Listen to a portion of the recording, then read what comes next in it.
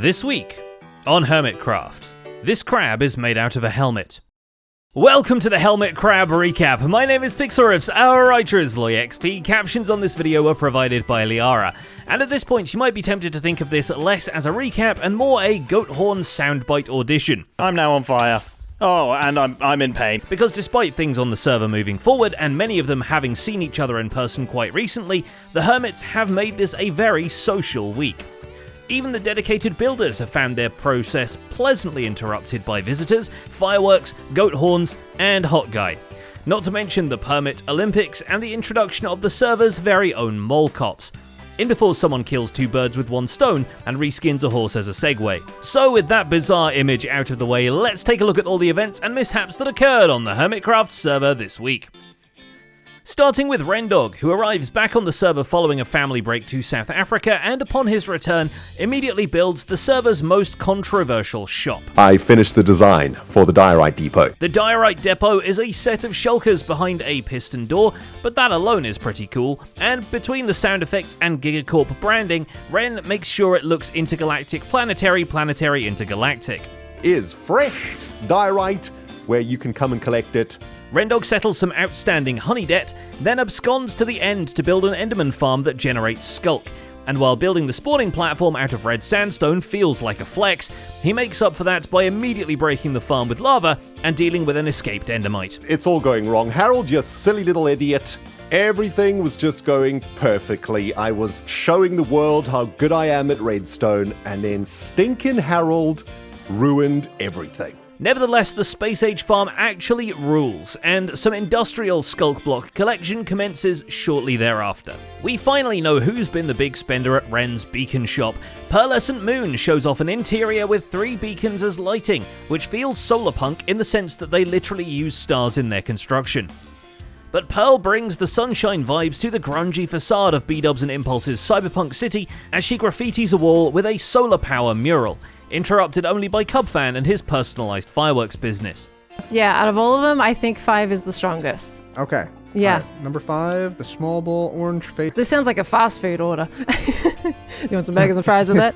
Meanwhile, back at the ranch, Tango arrives to help Pearl with an auto furnace that is currently business in the front, cavern in the back. Did I break a thing and then not put it back? Yeah, I mean, there was a track on top of one of the blocks. It's fine. It's fine. Hey! Oh. I've got 2 rails in my yet. inventory. I wonder how that happened. Though Pearl had better look out for any bugs in the system, as the same week, Tango's own base factory suddenly blows up for no discernible reason. The machine apparently was smart enough to craft its own TNT, then sabotage its own work. Nevertheless, the 2-tech delay redstone shop finally opens for business, sporting both of the redstone permits up front. The inner halls are not quite all decorated, but at this point it's a race against every other redstoner building their own comparator autocrafters. I don't know. It's a thing. Keep in mind that around a quarter of the profits will profit into Wells Knight's pocket, as per their agreement. And Wells for sure will need extra money after becoming possibly the first person on the server to buy Zombie Cleo's coffee mugs with free mending books for the coffee mugs. Especially since by midnight, some of them became carved pumpkins. Maybe like one here, okay. Do you have to put them in item frames? It's apt then that XB Crafted stops by for a cup of tea and a few questions he's been asking everyone on the server. Also quite a coincidence that XB has reinvented the coffee table. His interior design work this week follows along with the modern style of his house, but XB deserves kudos for transforming chest minecarts and beds into a completely different but utterly believable piece of furniture, which also comes vintage beef approved. Nice. I like it. You did a good job. XB also catches up with iJevin for the 3rd degree questions, and even gets to answer them himself when Wells Knight plays the verbal Uno reverse card. In fact, I don't think I played Decked Out Season 2 at all. I played it a bit, but then I stopped.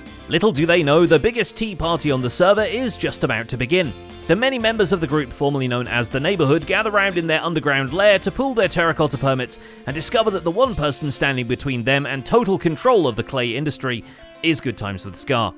Uniting under the Big T banner, the British and the residual Europeans decide to swindle Scar for his permits by presenting him with an arrangement of minigame challenges, banking heavily on the idea that he probably won't beat them at their own games.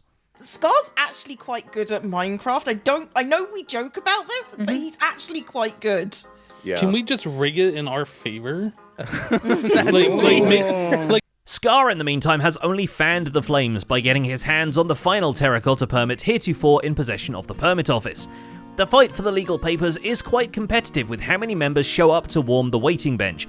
Grian's idea to redistribute state property here is to provide each participant with a form to fill in one page at a time, each page being a task ranging from build a fish out of red sandstone to fish out an enchanted book with a fishing rod. You do the maths on how that connects to Grian owning a red sand shop. One can only imagine what kind of challenges he forces onto people once his new Prismarine shop actually opens.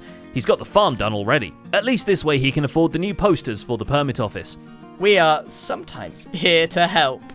Hey, look at that, it's me with a big old thumbs up. Scar is not far behind with his regular sand shop named Anakin's Revenge, which of course takes shape of the Death Star hovering over the server, lasering the ground below. But I did my absolute best. I used a lot of dirt, a lot of lining up, and I hope you guys, I hope you can appreciate the fact that this thing is on an angle. Speaking of the permit office and revenge, the administration decides it's time to hold these shops to a higher standard, which is how we find Good Times with Scar and Skizzleman putting on the frankly really huge hats of the POPO, which stands for Permit Office Enforcement and is apparently so good they named it twice. The one rule of the shopping district that always starts at the beginning of the season: no ender chest. With Grian's guidance on how these shops should conduct their business, they slap XP Crafted and Vintage Beef for selling honey at a food store, and Pearlescent Moon for not parking an ender chest in her bone truck. So far, both these alleged violations have been met with civil indifference, but we can't wait for them to get to malicious compliance. There it is. And you have yourself a good day. You as well. Have an excellent evening, officers. We'll keep him on the radar. He was good. We need to use him as an example. He can inspire the others. Once he's clocked out for the day, Skiers gets to maliciously comply with Tango's wishes to be farmed for player heads. He sends Joel Beans on a pointless treasure hunt, and continues working on tier 1 of his pyramid of needs, which apparently needs a body count. God dang it. Where did I die? Skiers is also the recipient of a fresh mailbox installation, and there are very few folks on the server who don't have one by now. One such hermit is Stress Monster, who knows where the mailbox should go, but doesn't know when it'll actually be installed quite yet. Stress also participates in Azuma's pop-up advancement trophy challenge, and almost fishes her way to a victory, but is beaten to the punch by Iskal.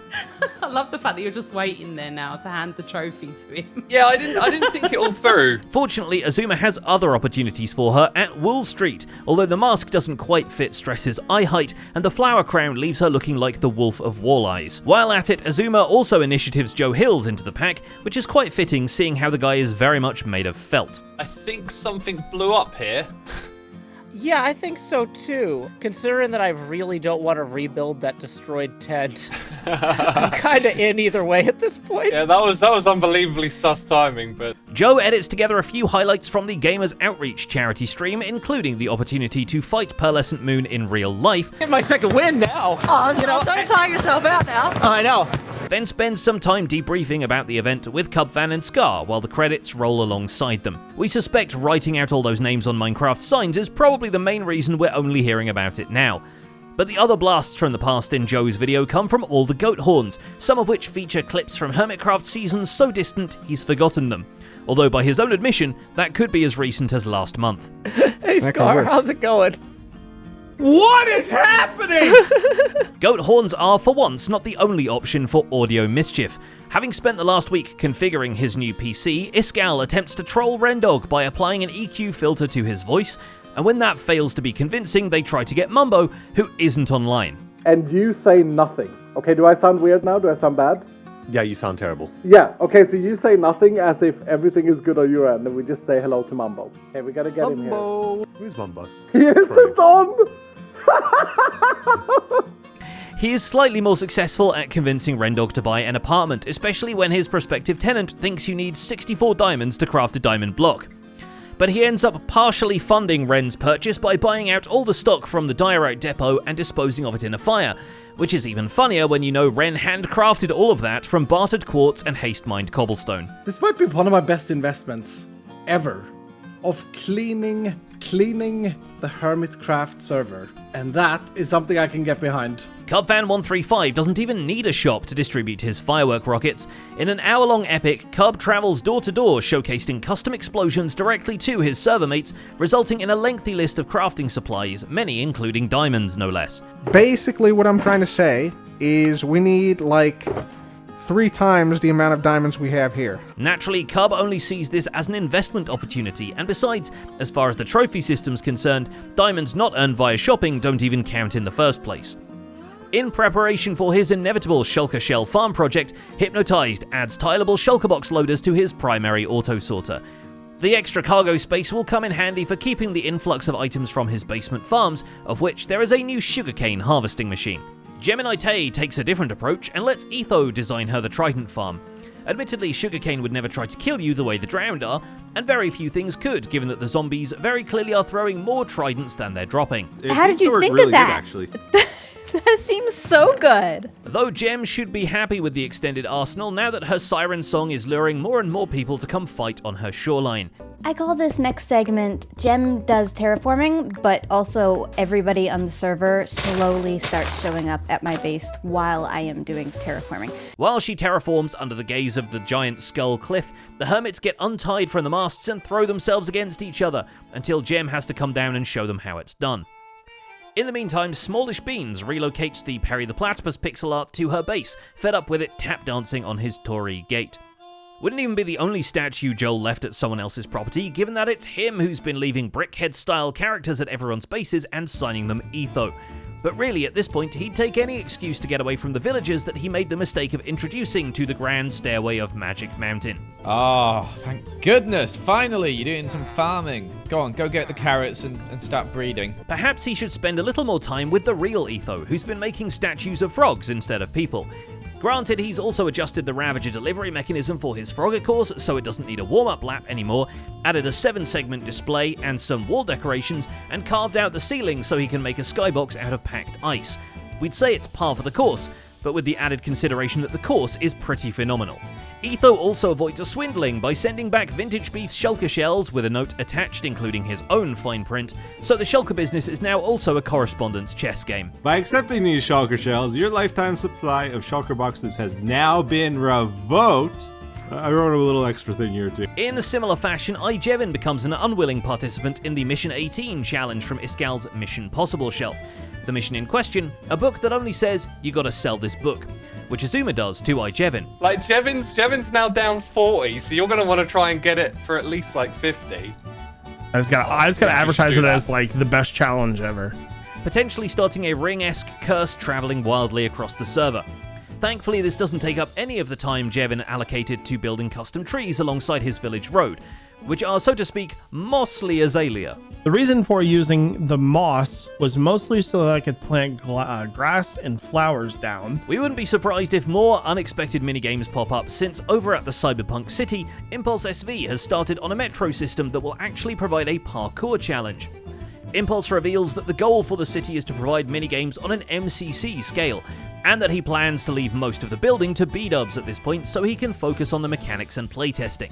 But he's absolutely cooking with the interior decor of the subway station, which includes an info booth staffed by a villager and some vending machines, and will eventually look a lot more grimy. And this whole section right here is done, I'd say. It's perhaps tough to dirtify your aesthetic when you're responsible for some of the cleanest looking blocks on the server, but considering Impulse still needs to set up shops for brown wool and grass, we expect he'll get his hands dirty sooner or later. BOO has done plenty of that as he landscapes the forest near his cottage home. It has a picnic table in the forest now, which opens the opportunity for a bear to steal your sandwiches. He also adds leaves to that one tree that's just been trunks and branches forever, but he takes care not to conceal the new log cabin which houses his mailbox. The inside is a chaotic mail room that's been retooled to send smoke signals whenever he receives a package, but he has a technical conundrum of a different kind to pose to the server's brainiacs, challenging Cubfan, Etho, and Tango to devise a way Dripleaf can stay tilted. By the way, I know the answer. Can I just try that? Hang on. Everybody there is an answer? Stand back a little bit. Wait a sec. Okay, if there's an answer, I gotta try. Oh! I just wanted to see if it worked. It does work. Okay. It might be a job for Doc M's hive mind, but Doc himself is occupied with turning his storage system into a home, which first of all means a furnace array of equal length and an automated charcoal generator to fuel it. He builds it up on camera and explains as he goes, at least when he isn't being dropped on by piglins or swarmed by phantoms that sound like B-dubs. I was waiting for this. Uh-oh, it's an only street. Uh-oh, it's an only street. Uh-oh, it's an only street. The Hermitcraft community is the best. He even sets up an alarm that goes off whenever the smelter needs time to generate more coal. And at this point, we're surprised he hasn't set an alarm for whenever Skiz decides to decorate the mangrove and cherry booth at the wood shop. Feel free to hook up firework wherever.